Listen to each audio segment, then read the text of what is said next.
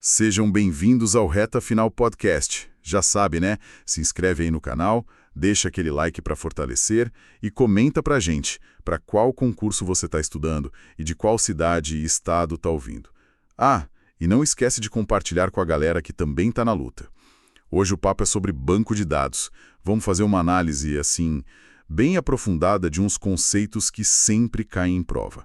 Modelo relacional, modelo entidade-relacionamento, a famosa normalização e até como lidar com valores nulos. Isso aí. O objetivo aqui é desmistificar esses temas, né? Entrar nos detalhes de um jeito claro, didático, para preparar bem o pessoal para as questões que podem aparecer. Perfeito. Então, vamos começar pela base de quase tudo, né? O modelo relacional. A gente ouve falar o tempo todo, mas o que realmente define esse modelo? É só tabela, linha e coluna? Então, vai além disso. A grande sacada do COD foi trazer um rigor, assim, matemático para a coisa. Em vez daquelas estruturas antigas, complicadas, que dependiam de como o dado era guardado fisicamente, ele propôs essa lógica mais simples.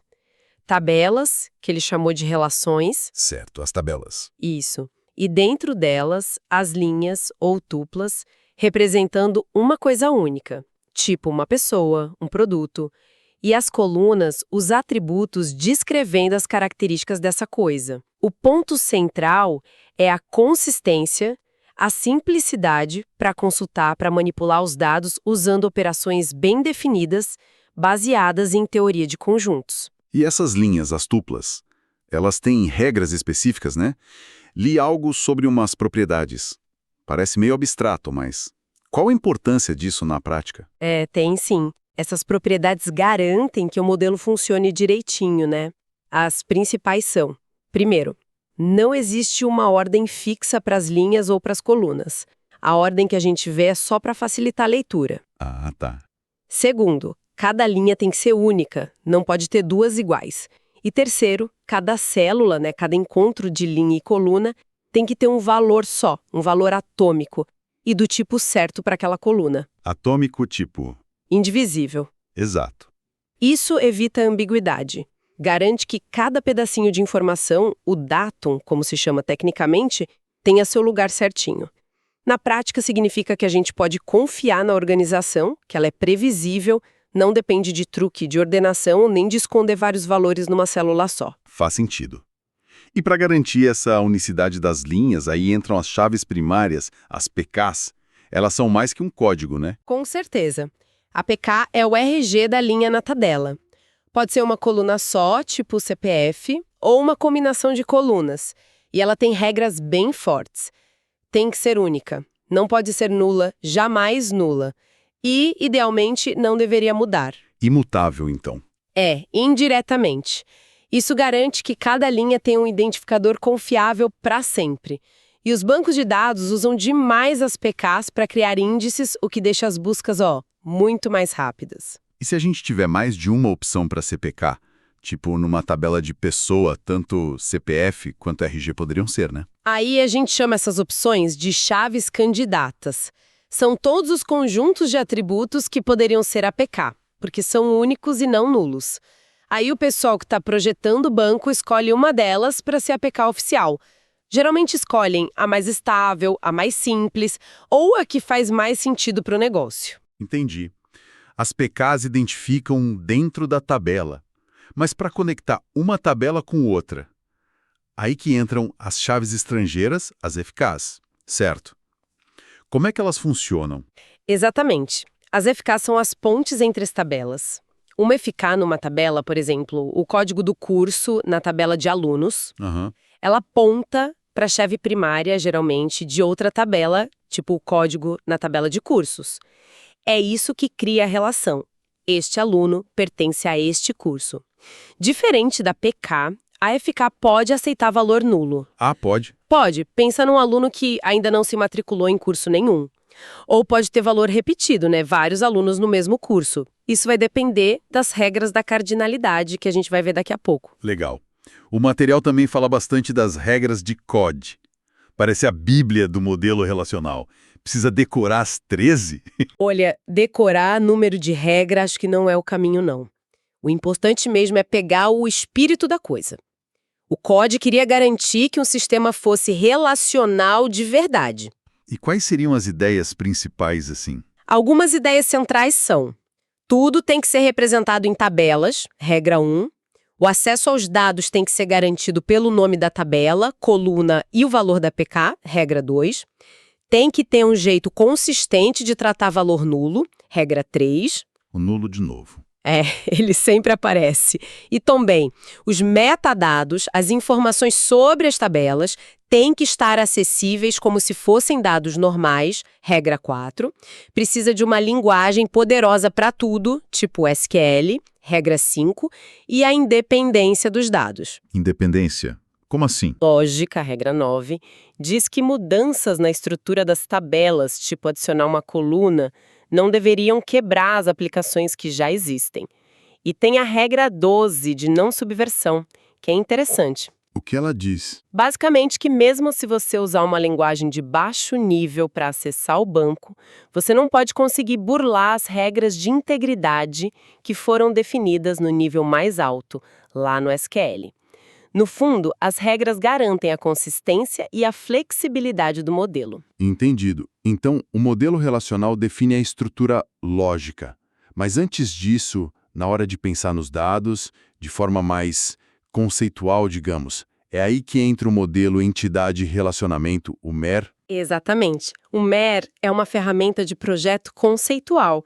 Antes de sair criando tabela e coluna, a gente usa o MER para desenhar, para visualizar as coisas importantes do mundo real que a gente quer guardar, as entidades, as características dela, os atributos e como elas se ligam, os relacionamentos. É tipo um mapa, então? Isso, um mapa visual.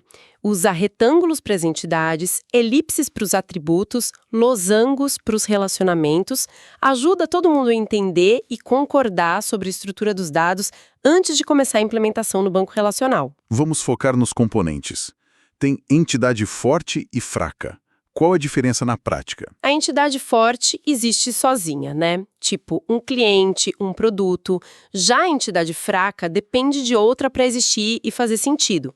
O exemplo clássico é o item de um pedido. Ele só existe se tiver um pedido e um produto associado. E como isso afeta a estrutura? A diferença principal está na chave primária. A PK da entidade fraca geralmente inclui a chave estrangeira da entidade forte, da qual ela depende. No desenho do MER, a entidade fraca é um retângulo duplo, para mostrar essa dependência. Certo. E os atributos? O material lista vários tipos. Simples, composto, multivalorado, derivado, identificador. A gente precisa decorar tudo isso? É bom conhecer, sim, porque influencia o projeto lá na frente. O simples é o básico, tipo nome. O composto como um endereço, que você quebra em rua, número, cidade, CEP, ajuda na hora de buscar, dá mais granularidade. E o multivalorado? Tipo vários telefones. Esse é um ponto de atenção. O multivalorado, tipo vários telefones para a mesma pessoa, ele meio que fere a primeira forma normal que a gente vai ver. Geralmente, no banco relacional, você cria uma tabela separada só para guardar esses vários valores. Ah, tá. E o derivado? O derivado é um valor que dá para calcular a partir de outro, tipo a idade, que você calcula a partir da data de nascimento. A vantagem é não guardar informação repetida, mas pode pesar um pouco no desempenho se o cálculo for muito complicado toda hora. E o identificador é a própria chave primária, né? Marcada de um jeito especial no desenho. E qual a diferença-chave entre composto e multivalorado? Às vezes confunde. Boa pergunta. O composto são partes com significados diferentes que juntas formam um todo. Rua plus cidade plus CEP igual endereço. O multivalorado são vários valores com o mesmo significado. Telefone 1, telefone 2, telefone 3, igual telefones da pessoa. Essa é a distinção. Claríssimo. E os relacionamentos? Eles só ligam as entidades ou tem mais coisa aí? Eles ligam, mas o jeito como ligam é fundamental. É aí que entra a cardinalidade. Ela define as regras. Quantos de uma entidade podem se relacionar com quantos da outra? Pode ser um para um para um para muitos ou muitos para muitos, MN. Por exemplo? Por exemplo, um cliente pode fazer vários pedidos, 1.n. mas um pedido pertence a um único cliente. Entender isso certo é vital para o banco funcionar. Um erro comum é na hora de ler a notação no diagrama, aqueles números mínimo-máximo. Sim, como 0N11. Exato. Essa notação min-max, escrita perto de uma entidade, sempre se refere à quantidade de instâncias da outra entidade na relação. Tem que ler cruzado. Entendi. E quando o próprio relacionamento precisa ter informação? Tipo, a data em que um aluno se matriculou numa disciplina. Aí surge o que a gente chama de entidade associativa. Se um relacionamento, especialmente um M-muitos, como aluno cursa disciplina, precisa guardar dados próprios, tipo a data da matrícula, a nota final, esse relacionamento vira uma entidade também. E como representa isso? No diagrama MER, geralmente é um losango dentro de um retângulo. Lá no banco relacional, isso vira uma tabela nova, uma tabela de ligação, que vai ter as chaves estrangeiras das duas entidades originais, aluno e disciplina, como chave primária composta, mais os atributos próprios, data, nota. Falando em estrutura, o material também cita generalização e especialização. Parece algo de hierarquia, tipo, veículo é uma generalização de carro e moto. Exatamente isso. É o conceito de é um má.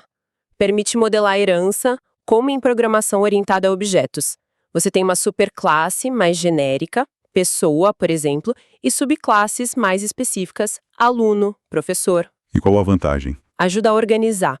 Os atributos comuns a todos ficam na superclasse, e os atributos específicos de cada tipo ficam nas subclasses.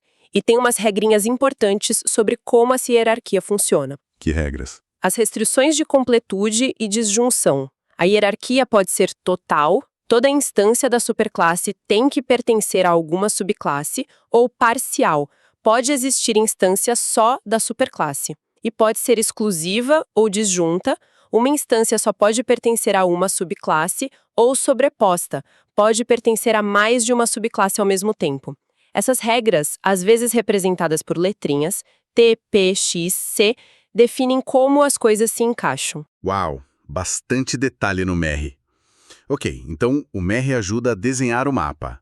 Mas como a gente garante que, ao transformar esse mapa em tabelas de verdade no banco, a coisa fique eficiente e sem problemas? É aí que entra a normalização. Precisamente. A normalização é um processo mais formal, passo a passo, para refinar a estrutura das tabelas que a gente cria. O grande objetivo é diminuir a redundância de dados, evitar ficar repetindo a mesma informação em vários lugares e, por consequência, evitar as anomalias. Anomalias? Tipo? Problemas que surgem na hora de inserir, atualizar ou apagar dados. Por exemplo, se você guarda o nome e o endereço do cliente em cada pedido dele e ele muda de endereço, você tem que atualizar em todos os pedidos. Se esquecer de um, fica inconsistente. A normalização evita isso, organizando os dados em tabelas mais focadas. É um conjunto de regras, as formas normais, ou FNs. Vamos passar pelas principais. Primeira forma normal, 1FN. O que ela diz? A 1FN é a base de tudo. A regra é simples. Cada célula da tabela tem que ter um valor único e atômico. Ou seja, nada de guardar múltiplos valores na mesma célula, tipo aqueles vários telefones que falamos, e nada de valores compostos como o endereço completo numa célula só. Então, se tenho vários telefones, o que eu faço? Cria uma tabela separada só para telefones, ligada à tabela principal pela chave do cliente, por exemplo. Se tem endereço, quebra em colunas. Rua, número, bairro, cidade, CEP. Parece direto. E a segunda forma normal, a 2FN? A 2FN entra em jogo quando a chave primária da tabela é composta por mais de uma coluna. A regra é, além de estar na 1FN, todos os atributos que não fazem parte da chave primária têm que depender da chave primária inteira, e não só de um pedaço dela. Isso se chama dependência parcial. Pode dar um exemplo para clarear? Claro. Imagina uma tabela de itens pedido com a chave primária sendo ID pedido, ID produto. Aí você tem colunas como nome produto, preço unitário, quantidade. O nome produto e o preço unitário dependem só do ID produto, não do pedido inteiro. Certo. A quantidade depende dos dois. Ah, entendi. O nome do produto é o mesmo, não importa o pedido. Exato. Isso viola a 2FN. A solução seria ter uma tabela produtos com ID produto, nome produto, preço unitário, e na tabela itens pedido ficar só a chave composta, ID pedido, ID produto e a quantidade. Evita repetir o nome e preço do produto em cada item de cada pedido. Faz todo sentido. Evita muita repetição. E a terceira forma normal, 3FN? A 3FN ataca outro tipo de problema, a dependência transitiva. A regra é, além de estar na 2FN, nenhum atributo que não é chave pode depender de outro atributo que também não é chave. A dependência tem que ser direta com a chave primária. Dependência transitiva. Tipo, A determina B e B determina C. Isso, onde A é a chave primária e B e C não são. O atributo C está na tabela de carona com o B, não diretamente por causa da chave A. E como seria um exemplo disso? O exemplo clássico é uma tabela de funcionários com a chave ID funcionário. Aí você tem colunas como ID departamento e também nome departamento e local departamento. O nome departamento e o local departamento dependem do ID departamento, que não é a chave primária. E o ID departamento depende do ID funcionário. Viu a transitividade? Vi. O nome do departamento depende do ID do departamento, que por sua vez depende do funcionário. Exato. A solução para 3FN é criar uma tabela separada, departamentos, com ID departamento como PK, nome departamento, local departamento, e na tabela funcionários, deixar só o ID departamento como chave estrangeira. Uma dica para lembrar, T de transitiva, T de terceira forma normal. Boa dica. E tem aquela forma normal Boyce Code, FNBC, que chamam de 3.5 FN. Ela é muito mais complicada que a 3FN. Ela é um pouquinho mais rigorosa. A FNBC diz que toda dependência funcional que existia na tabela, qualquer A que determina B, tem que ter o lado A, o determinante, sendo uma chave candidata. A 3FN ainda permite umas situações bem raras onde isso não acontece, mas a FNBC proíbe. Na prática, faz muita diferença? Na maioria dos casos, se a tabela está na 3FN, ela já está automaticamente na FNBC. A FNBC cobre uns casos mais específicos, geralmente quando tem várias chaves candidatas que se sobrepõem. Mas para concursos, entender bem a 3FN já é um grande passo. E as formas mais avançadas? 4FN e 5FN. O material cita, mas parece que não são tão cobradas, né? São menos frequentes. Elas lidam com dependências mais complexas. A 4FN trata das dependências multivaloradas, que são um pouco diferentes daquelas da 1FN. A 5FN trata das dependências de junção, para garantir que você possa quebrar e juntar tabelas sem criar dados fantasmas. Então o foco seria mais até a 3FN, FNBC? Para a grande maioria das situações práticas e de concursos, sim. Dominar bem a 1FN, 2FN e 3FN resolve a maior parte dos problemas de redundância e anomalia. É onde o esforço geralmente traz mais retorno. Ok, ótimo panorama da normalização. Para a gente fechar, vamos falar rapidinho do nulo. Parece algo simples, valor ausente, mas o material dá a entender que tem pegadinhas. O que o nulo significa de verdade? Nulo é exatamente isso. A representação da ausência de um valor. Mas é crucial entender que ele não é zero. Não é um espaço em branco, não é uma string vazia. É um marcador especial que diz: a gente não sabe qual é o valor aqui, ou esse valor não se aplica para essa linha, ou talvez ainda não foi preenchido. E essa indefinição dele traz consequências. Principalmente na hora de fazer comparações e na lógica, né? Aquela história da lógica de 3 valores. Exatamente. Como o nulo significa desconhecido, ele bagunça a lógica booleana normal, que só tem verdadeiro e falso. A gente passa a ter uma lógica com 3 possibilidades: verdadeiro, V, falso F e desconhecido. E como o nulo interage com V e F? Basicamente, qualquer comparação direta com nulo, tipo idade igual a nulo ou salário igual a nulo, quase sempre resulta em desconhecido. E nas operações lógicas, AND, OR, NOT, o desconhecido meio que contamina o resultado. Como assim? Por exemplo, verdadeiro e desconhecido dá desconhecido. Falso ou desconhecido também dá desconhecido. Sempre dá desconhecido se tiver nulo. Quase sempre. A exceção é quando o resultado já está definido. Não importa o que o nulo seja. Pensa assim, para o e-end dar falso, basta um dos lados ser falso. Então, falso e desconhecido dá falso. Ah, porque o falso já matou o E. Isso. E para o ou, or dar verdadeiro, basta um dos lados ser verdadeiro. Então, verdadeiro ou desconhecido dá verdadeiro, porque o verdadeiro já salvou o ou. Entender essa lógica é fundamental para escrever filtros em SQL, na cláusula where, que funcionem do jeito esperado quando tem nulo nas colunas. Caramba, que coisa! Como a ausência de valor pode complicar, né? Mas foi uma ótima exploração de todos esses conceitos. Se a gente fosse resumir os pontos principais dessa nossa conversa. Acho que os pontos-chave que a gente pode destacar são: primeiro, o modelo relacional, né? A base de tudo, com tabelas, PKs para identificar, FKs para conectar e as regras de código dando o norte para a consistência. Certo. Depois, o MER, aquela ferramenta visual para a gente modelar o mundo real antes de ir para o banco, com entidades, atributos, relacionamentos e a cardinalidade sendo super importante para definir as regras do jogo. Fundamental. Aí vem a normalização, principalmente 1FN, 2FN e 3FNN em BC. Aquele processo para limpar as tabelas, tirar a redundância, evitar as anomalias, deixando cada tabela com um propósito claro. Essencial para a integridade. E por último, os nulos.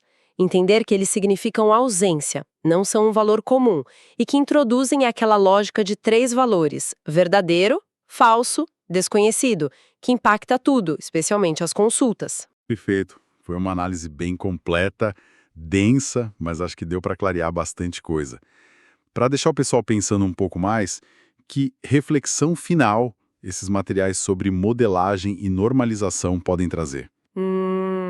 Uma questão que sempre surge e é interessante para refletir é sobre o equilíbrio, né? A normalização é ótima para a integridade, para evitar problema, quebrando tudo em tabelas pequenas, super focadas, mas e na hora de buscar a informação? O desempenho. Exato. Para responder perguntas mais complexas, muitas vezes a gente precisa juntar um monte dessas tabelinhas pequenas, usando o famoso join, e isso pode custar caro, pode deixar a consulta lenta. Verdade. Então fica a pergunta: será que existe um ponto ideal de normalização em algumas situações muito específicas onde a velocidade de leitura é a coisa mais importante do mundo? Será que não valeria a pena desnormalizar um pouquinho de forma controlada para ganhar desempenho?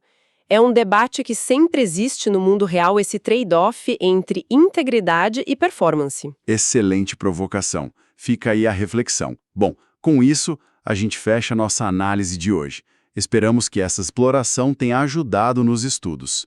E não se esqueçam, inscrevam-se no canal, deixem o like, comentem aí para qual concurso estão estudando, de onde estão nos ouvindo e compartilhem com os colegas.